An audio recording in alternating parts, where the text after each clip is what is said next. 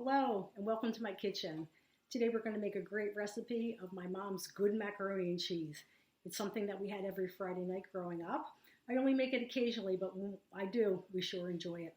So let's start by washing our hands if we didn't already do so, covering our hair with a hairnet or head covering, and reading our recipe and getting everything all in place. So mise en place, read our recipe 3 times. The first time we're going to make sure that we have all of our ingredients. So do we have some elbow macaroni? Yes, we're going to use about a half of a box. When we're cooking our macaroni, we're going to add to the boiling water 1 teaspoon of kosher salt. Then we're going to look at our other ingredients. We will need 1/2 stick of butter, that's 4 tablespoons, 1/4 cup of all-purpose flour. With the butter and flour, we're going to make a roux, which is a thickening agent. Then we need to have 2 cups of whole milk, and we're going to use our liquid measuring cup, and we're going to measure down to that meniscus. We're going to have 2 cups of shredded cheese. Now, you can buy the pre-packaged shredded cheese, or you can buy the block of shredded cheese and shred it yourself. I chose to buy the block because it was a lot less expensive. So we have our cheese, and then we're going to have our seasonings. Not a lot in this recipe.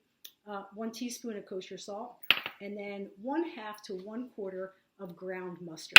So that's our ingredients, and let's get started.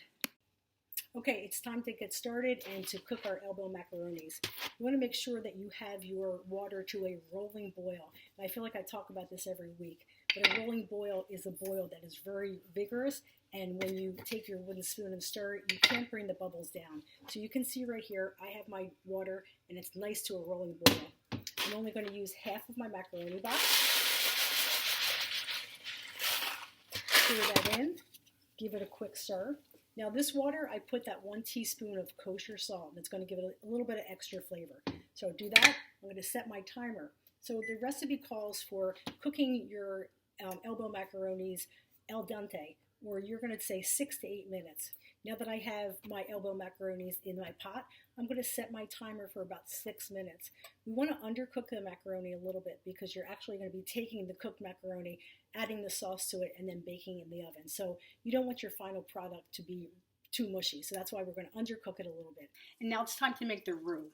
R-O-U-X. A roux is a thickening agent, which is simply made by combining equal parts of fat and a starch.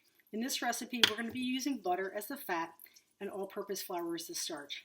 You most certainly can use a plant-based alternative if you choose, or a gluten-free alternative for the starch.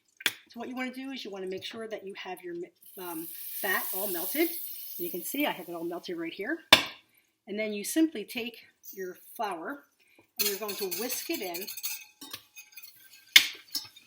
to your fat until it is completely combined. Now for a roux, there are many different types. There is a white roux, which I'm making right now, and you're simply taking it and whisking it in, and then taking it off the heating element. If you cook it a little bit longer, you can get something called a blonde roux, which is a little bit darker. And then for an even more intense flavor, you can get a brown roux. So for the purposes of a macaroni and cheese, because it's a nice light sauce, we just want a white roux. So you can see, I have it all whisked together, and you can see right there, that is our roux. So this is what's going to give the thickness to our macaroni and cheese. Okay, now it's time to add the cheese. My milk mixture is thickened. My roux and my milk mixture is thickened. So now I'm just going to take my cheese and I'm going to slowly add my cheese in.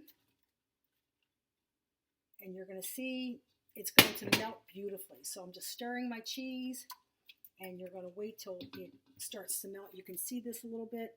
Kind of hard to see, but it's melting very, very nicely.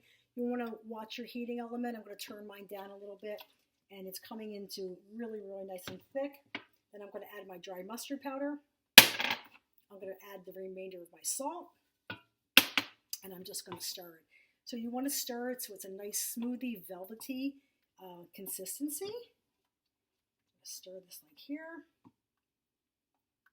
All right, and now it's time to add the macaroni. So with the macaroni, it's a little bit undercooked, I did mine for about 6 minutes, so it's a little bit firm still.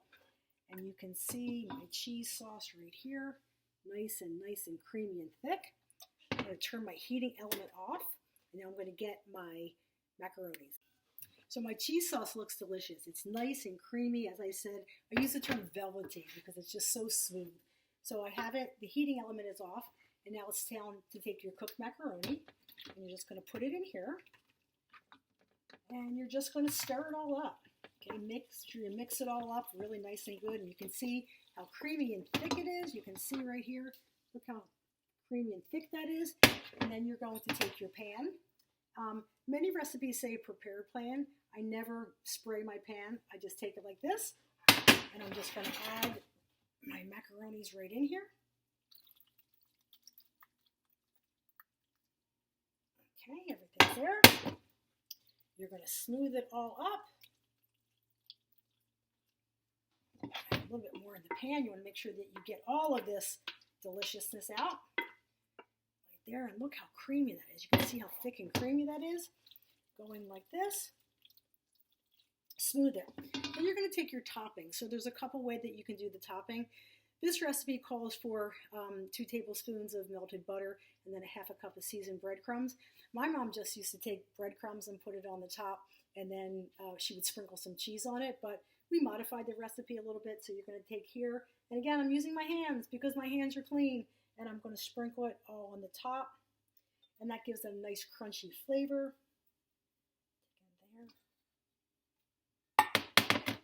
Putting it all nice in here. I just made a little bit of a mess. And my oven is preheated. And you're just going to put it in. And you're going to bake it really only about 15 to 25 minutes depending on your oven and depending on how firm you like it. I don't like mine really firm, so I'm probably going to do about maybe 15 to 18, 20 minutes tops. Okay, so we are all ready to go. Look at this beautiful casserole. I'm going to put it in the oven, and I'll show you the final product when it's over. So once you've mixed your macaroni with your cheese sauce, you want to put it into your prepared pan, and then you're going to put the topping on it. So my mom just used to put sprinkled breadcrumbs on the top and put a little extra cheese. I modified this recipe a little bit, and we have a little bit of butter and seasoned breadcrumbs. So you're just going to take it, you're going to put it on the top, and it's going to look something like this. We're going to pop it in the oven for just about 15 to 20 minutes. I'll be back with the final product. Now the best part of the recipe is that it's done. And look at this beauty, a beautiful mac and cheese. Now I'm going to give you a tip. Mac and cheese tastes best if you add a side of stewed tomatoes. So get ready, get set, go and eat because I'm just here for the food.